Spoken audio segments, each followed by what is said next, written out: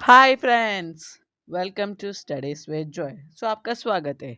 तो आज मैं वापस आया हूँ एक नई वीडियो के साथ और एक नए मज़े के साथ और एक नए एक्सप्लेनेशन के साथ और एक नए चैप्टर के साथ। आज हम लोग बात करने वाले हैं मैथ्स वन, यानी कि 9th स्टैंडर्ड मैथ्स वन का chapter number 4, ratio and proportion का प्रैक्टिस सेट 4.1 भी आज हम लोग सीखेंगे।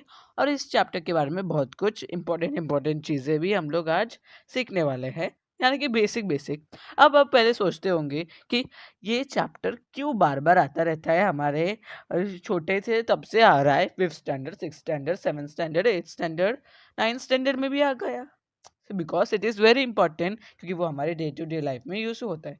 अगर आपको इस चैप्टर के बारे में जानना है तो आपको ये वीडियो पूरी देखनी होगी। ओके, इस वीडियो को पूरा देखिएगा, इसके बिल्कुल स्किप मत कीजिएगा। और अगर आप मेरे चैनल पर नए हैं तो इसे सब्सक्राइब कर दीजिएगा। तो चलिए शुरू करते हैं।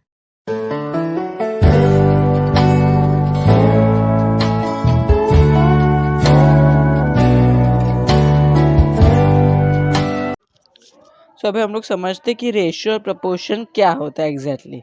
Ratio is a comparison of two values expressed as a quotient. Example कि एक रेशियो ना एक कंपैरिजन, एक फ्रैक्शन है एक दो वैल्यूज के बीच में।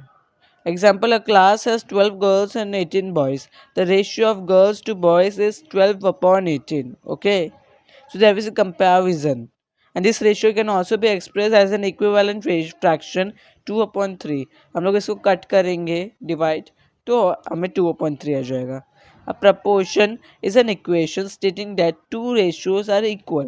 So दो रेशियो लिख दिया और उसके बीच में इक्वल टू साइन रख दिया, तो those two ratios are in proportion. So ऐसे तीन रेशियो लिख दो, चार लिख को बीच में इक्वल टू हो जाएंगे, तो वो रेशियोज प्रपोर्शन में हो जाएंगे. So this was the concept of ratio and proportion. अब हम लोग प्रपोर्शन के टाइप्स के बारे में थोड़ा पढ़ लेते हैं. डायरेक्ट प्रपोर्शन, डायरेक्ट वेरिएशन भी बोल सकते हैं उसे. सो डायरेक्ट प्रपोर्शन और direct variation is the relationship between two quantities whose ratio remains constant. Okay, one variable varies directly in line with the other. तो डायरेक्ट प्रपोर्शन भी क्या होता है, अगर दो क्वांटिटी है, उनमें जो पहली क्वांटिटी है अगर वो इंक्रीज होती है तो दूसरी क्वांटिटी भी इंक्रीज हो रही है. ऐसा नहीं हो रहा कि पहली क्वांटिटी इंक्रीज हो रही है दूसरी क्वांटिटी डिक्रीज हो रही है. दोनों साथ में इंक्रीज होंगे या फिर दोनों साथ में डिक्रीज होंगे, तो उसे बोलेंगे डायरेक्ट प्रोपोर्शन और वेरिएशन. उसके कुछ फॉर्मूलाज भी हैं जो मैंने यहाँ पर मेंशन कर दिए हैं. उसके बाद where k is the constant of variation and can have any value other than 0. So इस फॉर्मूला के बारे में वो एक एग्जांपल लिख लेते हैं. The wages for a job are paid at an hourly rate. So salary is equals to hourly rate into hours worked. Okay, so hourly rate is equals to $20 per hour. Okay, so hours worked and salary. सो ये 1 our के लिए $20 है, 2 के लिए $40, 3 के लिए $60, 4 के लिए $80. So like this way here के इज $20. देखो यहाँ पर देखो आप, जैसे घंटे बढ़ते गए वैसे पैसे भी बढ़ते गए. The salary is also increasing. So इसे बोलेंगे हम लोग direct variation, when both are directly increasing और directly decreasing. Let's go on to inverse variation. Inverse variation के बारे में भी जानते हैं कि इनवर्स वेरिएशन और इनवर्स प्रोपोर्शन भी बोल सकते हैं. Inverse proportion is when one quantity increases and the other decreases. The two quantities are said to be inversely proportional और indirectly proportional also to each other. So जब मैंने जैसे कि बोला था, ये डायरेक्ट प्रोपोर्शन से एकदम उल्टा है. इनवर्स प्रोपोर्शन में एक क्वांटिटी इंक्रीज होगी तो दूसरी क्वांटिटी डिक्रीज होगी. Example, fill in the following table given x and y are inversely proportional. X 1 है, वाई 80. यहाँ पर आप देख सकते हो. सो इस तरह होता है इनवर्स प्रोपोर्शन. मैं एक और आपको एग्जाम्पल दे सकता हूँ कि the number of workers and the work done. देखो, अगर मेरे घर में कुछ काम चल रहा है और मेरे पास 3 वर्कर हैं, तो कितने दिन में काम खत्म होगा? 5 दिन में होगा. और अगर मेरे पास 5 वर्कर है तो दिन कम हो जाएंगे, वो 2 दिन में काम हो जाएगा. सो देखो यहाँ पर number of workers is increasing but the time required is decreasing, so this is inverse proportion. Next is properties of ratio that we have to learn. So ratio of numbers a and b is written as a is to b or a upon b. A is called the predecessor, that is first term, and B is called successor, that is second term. So first term second term बोलना ज़्यादा easy है, ऐसे predecessor successor कितने खतरनाक words लगते हैं बच्चों को, कुछ खतरनाक नहीं है, आप first term second term उसकी जगह पे बोल सकते हो, very simple. Second property, in the ratio of two numbers, if the second term is 100 then it is known as a percentage. Okay so अगर कुछ भी कोई भी नंबर न्यूमरेटर अगर कोई भी नंबर होगा तो चलेगा, लेकिन अगर डिनोमिनेटर 100 है तो वो रेशियो को हम परसेंटेज फॉर्म में लिख सकते हैं, जैसे कि 71/100 है तो मतलब 71%, anything upon 100 is percentage. The ratio remains unchanged if its terms are multiplied or divided by non-zero number. Example, 3 is to 4 is equals to 6 is to 8 is equals to 9 is to 12. Similarly, 2 is to 3 is to 5 is equals to 8 is to 12 is to 20. If k is a non-zero number, then a is to b is equals to a k is to b k, and a is to b is to c is equals to a k is to b k is to c k. So इसमें क्या हो रहा है, ये क्या बोलना चाहते हैं कि आप एक रेशियो को मल्टीप्लाई करोगे किसी से भी, मतलब 3/4 है, उससे आप उसे अगर आप मल्टीप्लाई करते हो 2 से तो आपको ऊपर नीचे दोनों से मल्टीप्लाई करना पड़ेगा, 8/6 हो जाएगा, तो उसकी वैल्यू चेंज नहीं होगी, आपको उसको कट करोगे तो वापस 3/4 ही आने वाला है. So how much you multiply then also the lowest the reduced form will be the same only for each. The quantities taken in the ratio must be expressed in the same unit. So ऐसा नहीं हो सकता ratio में कि ऊपर numerator is 100 rupees and denominator is 100 paisa. Rupees and paisa are different quantities, so we have want the same quantities. Okay, the ratio of two quantities is untitled. For example, the ratio of 2 kg and 300 gram is not 2 is to 300, but it is 2000 is to 300, as 2 kg is equal to 2000 gram, it is 20 is to 3. So आपको क्या करना होता है कि अगर quantities different different होगी, जैसे kg ग्राम अलग अलग, तो आपको या तो kg को ग्राम में कन्वर्ट करो या तो ग्राम को kg में कन्वर्ट करो और दोनों को सेम क्वांटिटी पे बनाकर आपको रेशियो लिख सकते हो. That's why one more property is there, that a ratio doesn't have any unit. Let's go to exercise and learn more while doing exercises. Okay. From the following pairs of numbers, find the reduced form of ratio of first number to second number. So first number to second number हम लोग को एक ratio करना होगा, उसे divide कर देना, उसका reduced form लिखना है. वेरी सिंपल है ये. प्रैक्टिस सेट 4.1 का फर्स्ट क्वेश्चन है ये. सो पहला है 72 and 60. तो सोल्यूशन 72/60 लिख दी, क्योंकि first number two second number बोला है. उन्हें कट करके मुझे आंसर आया 6/5, that is the reduced form. उसके बाद 6:5 ये फॉर्म में भी लिखना इंपॉर्टेंट है, वरना आपके मार्क्स कट हो सकते हैं. ओके, अब आगे जाते हैं. सेकेंड सम है 38,57. ये दो नंबर से फिर से वही करेंगे. Solution begins 38/57, that we will cut, then it will come 2/3, and that is 2 is to 3. Third है 52 and 78. So solution begins 52/78. आपको चाहिए तो आप बड़े नंबर से भी डायरेक्टली कर सकते हैं. सो मैंने डायरेक्टली इसमें नंबर्स बढ़ा कर किए थे, और उसके बाद मैंने 2/3 उसका रेड्यूस्ड फॉर्म आया, is equals to 2 is to 3. Okay, so question number 2 पे जाते हैं. सो प्रैक्टिस सेट 4.1 का क्वेश्चन नंबर 2 है. Find the reduced form of the ratio of the first quantity to second quantity. यहाँ पर अभी हम लोग को दो क्वांटिटीज दिए, उनका रेशियो फाइंड आउट करना है. अगर दोनों क्वांटिटी सेम नहीं होगी तो नहीं हो सकता, हमको पहले उसे सेम करना होगा, उसके बाद रेशियो फाइंड आउट करना है. सो पहला है 700 रुपीज़ और दूसरा है 300 रुपीज़. ओके, सो इसमें दोनों ही सेम है, दोनों ही रुपीज़, इसलिए डायरेक्टली कर सकते हो. तो मैंने किया है 700/300, कट कट कट. उसके बाद हम लोग को आ गया 25/11, and that is the ratio, that is 25:11, which is the reduced form. Second is 14 rupees and 12 rupees 0.40 पैसे. सो यहाँ पर सेकेंड वाला रुपीज़ पैसा है एंड फर्स्ट वाला इज ओनली रुपीज़. तो हम लोग क्या करेंगे, दोनों को ही पैसे में कन्वर्ट कर देते हैं, क्योंकि that is easy for us because 1 rupees is equals to 100 paisa. तो solution begins that 14 rupees is equals to 14 into 100 पैसे, that is 1400 पैसे, and 12 rupees 40 पैसे is equals to 12 into 100 plus 40 पैसे. 12 into 100 is 1200 पैसे प्लस 40 पैसे को भूलना मत क्योंकि वो भी उसके साथ है, तो दैट बिकम्स 1240 पैसे. सो अब उन्हें अपॉन कर देंगे 1400 अपॉन 1240. कट कट करने के बाद जो हमको आंसर आएगा उसे हम रेशियो के फॉर्म में लिख देंगे 35:31. तीसरा है 5 लीटर एंड 2500 ml. सो अभी इसमें हम लोग को लीटर को ml करना ज़्यादा इजी हो जाएगा क्योंकि 1 litre is equals to 1000 ml.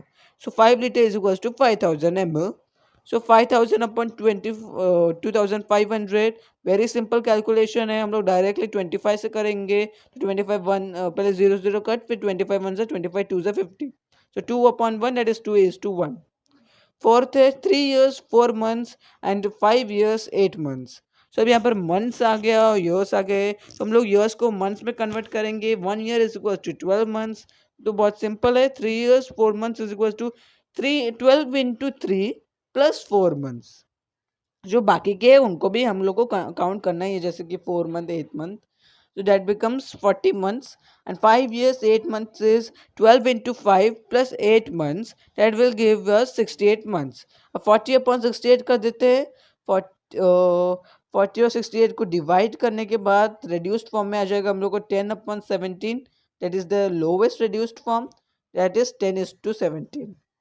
अब क्वेश्चन नंबर 3 पे जाते हैं हम लोग. That is express the following percentage as ratio in reduced form.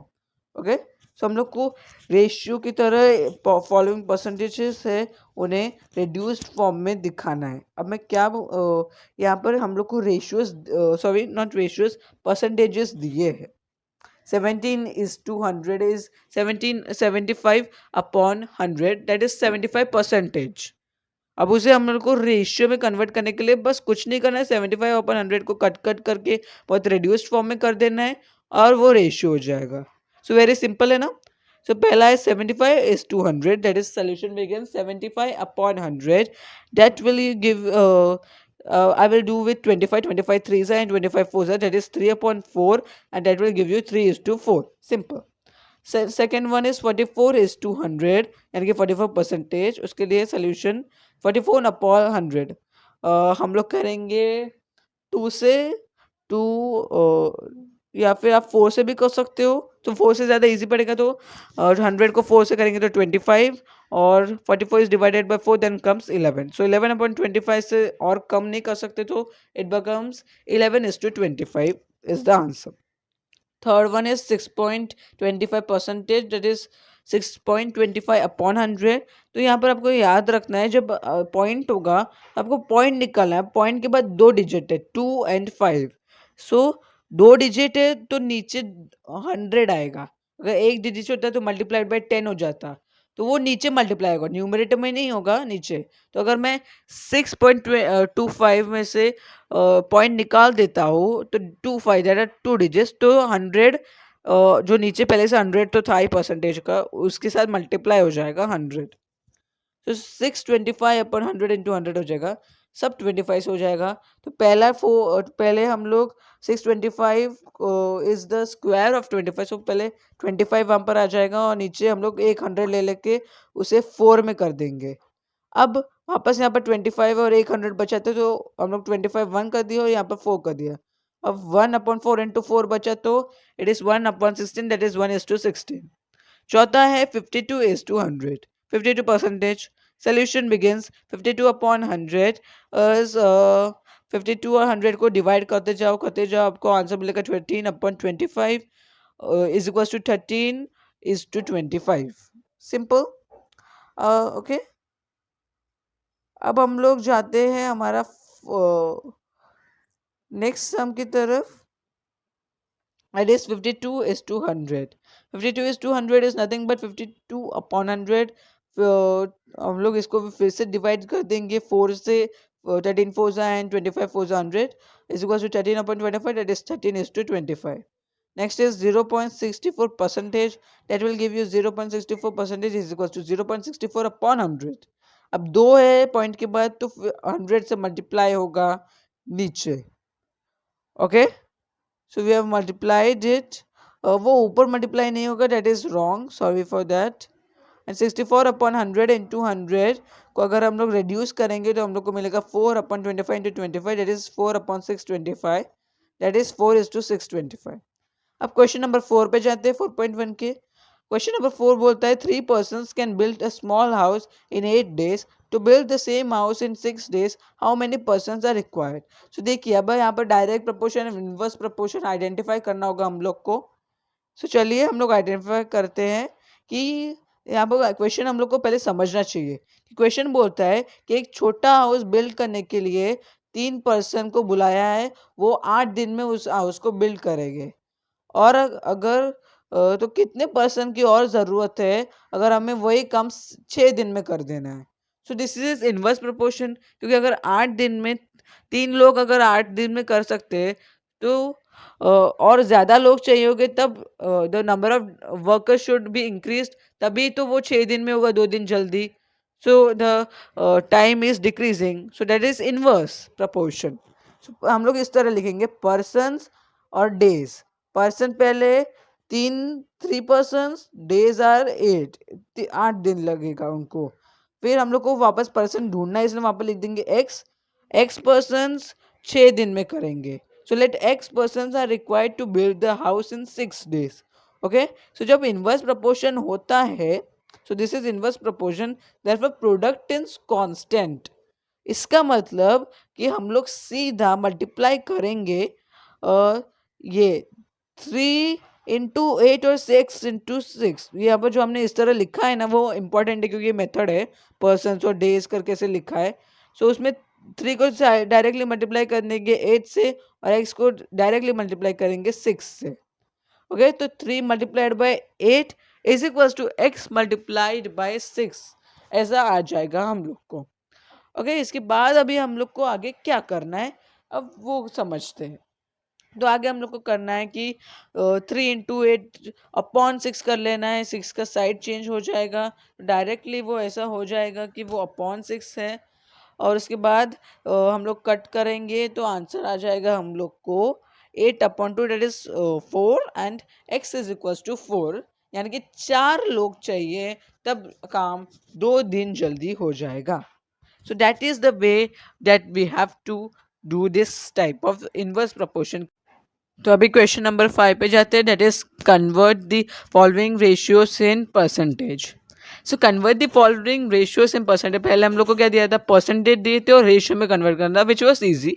But ये थोड़ा सा डिफिकल्ट नहीं है, क्योंकि ये सिंपल है. हम लोग को फ्रैक्शन को कैसे कन्वर्ट करना है परसेंटेज में हम लोग को पहले से बचपन से सिखाया गया है. So any fraction multiplied by 100 will give us the percentage. So देखो solution पहला है 15:25. So that is 15/25. तो solution begins 15/25 into 100 करेंगे उसको परसेंटेज में कन्वर्ट करने के लिए. So 25 ones are and 25 fours is 100. So 15 into 4 is 16 and that gives us 60%. 47 is to 50. Solution begins 47/50 into 100. So 50 ones are 50, 2s are 47 into 2 is 94. That is 94% we got. Third one is 7/10. Solution begins multiplied by 100 करना सीधा. 7/10 into 100, एक 0 cut. 7 into 10 is 70%. Next comes 546/600. थोड़ा बड़े बड़े numbers है, इसलिए थोड़ा ध्यान से कैलकुलेशन कीजिएगा. इसको कट पुट करने के बाद मल्टीप्लाई बाय 100 करेंगे. पहले दोनों कट कर देंगे 0 0 0 0. फिर 6 से ये डिवाइड हो सकता है क्योंकि 6 9 और 6 1 तो दैट गिव्स अस 91. तो दैट इज 91%. 7/16 को करना है तो 7/16 इंटू 100. फिर 4 4 एंड 4 25. अब 7/4 इंटू 25 है, ये थोड़ा कॉम्प्लिकेटेड सम में. सो 7 इंटू 25 आप कर दीजिए पहले. सो दैट गिव्स अस 175/4 बचा है. अब इसे हम लोग को डिवाइड करना होगा, डेसिमल में पॉइंट आ जाएगा और वो होगा परसेंटेज. सो ये थोड़ा डिफिकल्ट था. मोस्टली ये क्वेश्चन थोड़ा सा जल्दी से आएगा नहीं आपको एग्जाम्स में. क्वेश्चन नंबर 6 क्या है? The ratio of ages of Abha and her mother is 2:5. At the time of Abha's birth, her mother's age was 27 years. Find the present ages of Abha and her mother. So ये थोड़ा complicated and very interesting question है और ये exams में बहुत जल्दी आ जाता है. सो क्या है ये क्वेश्चन बताना चाहता है कि आभा और उसकी माँ की एज हम लोग को नहीं बताई गई है. उसकी माँ की एज को डिवाइड करने के बाद जो रेशियो आया है ना रिड्यूस्ड फॉर्म में, वो हम लोग को बताया गया है. ओके, सो वो रेशियो है 2:5. अब बहुत लोग ये समझ बैठे कि इसका मतलब है कि आबा है 2 साल की और उसकी माँ है 5 साल की. 2:5. अरे पागल, किसी को ऐसा होता है क्या? इट्स नॉट लाइक दैट कि हम लोग 2:5 दिया है तो वो उनकी एज हो गई. नहीं, हम लोग को उसकी एज नहीं है, ये उसकी उनकी एज का जो फ्रैक्शन है उसका रिड्यूस्ड फॉर्म है. तो ये किसी से मल्टीप्लाई होगा तब वो असली एज हमको मल्टीप्लाई मालूम पड़ेगी, क्योंकि ये रिड्यूस्ड है ना. सो उसके लिए हम लोग यहाँ पर लिखेंगे let the common multiple be x. मतलब वो उन दोनों से, वो ये एक्स एक नंबर है जो इन दोनों से मल्टीप्लाई होगा तब हम लोग को असली एज मिल जाएगी. ओके, और हम लोग को बोला गया है कि आबा के जन्म के टाइम उसकी माँ की एज 27 थी. तो अब बोला गया कि उनकी अभी प्रेजेंट एज निकालो. तो क्या करेंगे, पहले let the common multiple be x. Abha's age फिर हो जाएगी 2x years and Abha's mother's age will become 5x years. So at the time of Abha's birth, her mother's age was 27 years. So अब आभा और उसकी माँ के जो डिफरेंस है वो भी 27 ही हुआ ना, क्योंकि तभी तो आभा का बर्थ हुआ था और अभी वो 27 ईयर्स की थी. सो अभी उन दोनों के बीच में उनकी एज डिफरेंस इज 27. सो हमने 5x minus 2x is equal to 27, क्योंकि वो उनके एज डिफरेंस ही बता रहे हैं. सो अब क्या करेंगे हम लोग, Y by x minus 2x कर देंगे क्योंकि दोनों लाइक टर्म्स है. 3x is equal to 27, x वहाँ यहाँ पर रहेगा, 3 यहाँ पर मल्टीप्लाई हो रहे तो वहाँ पर जाके डिवाइड होगा, तो 27/3 is 9. So x is equal to 9, हम लोग को x मिल गया. तो आबा की एज होगी 2x, that is 2 into 9 is equal to 18 years. And Aba's mother age will be 5x, that is 5 into 9 is equal to 45 years. सो हमको याद रखना है कि कभी भी अगर आपको रेशियो दिया है एजेस का, तो ये इसका ये मतलब नहीं हो जाता कि वो उसका एज है. उसके साथ एक नंबर मल्टीप्लाइड होना चाहिए, जो होगा उनका कॉमन मल्टीपल, जिसे हम लोग लेंगे एक्स. ओके, सो वो रेशियो के साथ हमेशा आपको पहले सेंटेंस आ जाना चाहिए, let the common multiple be x. 7 sum. Present ages of Vatsala and Sara are 14 years and 10 years respectively. After how many years the ratio of their ages will become 5:4? ये थोड़ा और कॉम्प्लिकेटेड है. हम लोग को पहले एजेस ढूंढने को बोलते हैं, यहाँ पर एजेस दिए, अब रेशियो ढूंढने को बोला है. अब रेशियो भी दिया है लेकिन कितने साल लगेंगे वो ढूंढने को बोला है. Solution begins. Present age of Vatsala is equal to 14 years and present age of Sara is equal to 10 years, जो हमको दिया गया है. सो आफ्टर एक्स ईयर्स हमने उनको ईयर्स को एक्स ले लिया है. So Vatsala's age will be 14 plus x and Sara's age is equal to 10 plus x. मतलब उतना, इतने साल हो गए तो इतना एज बढ़ गया होगा ना, सो प्लस एक्स हो ही जाएगा. अब according to the given condition, after x years the ratio of their ages will become 5:4. मतलब एक्स मतलब वो है कि हम लोग को पूछा गया था कि कितने सालों के बाद उनका रेशियो, उनके एजेस का रेशियो 5:4 होगा. हाँ, सो हमने एक्स तो ले लिया है, तो हमें ये दोनों एजेस मिल गए इतने साल के बाद. एक्स वो क्या है, एक्स एक्स ये है कि ये इतने सालों के बाद उनका रेशियो 5:4 हो जाएगा उनके एजेस का. तो हम लोग उसको ऐसे लिख सकते हैं रेशियो को, 14 plus x upon 10 plus x is equal to 5:4, that is 5/4.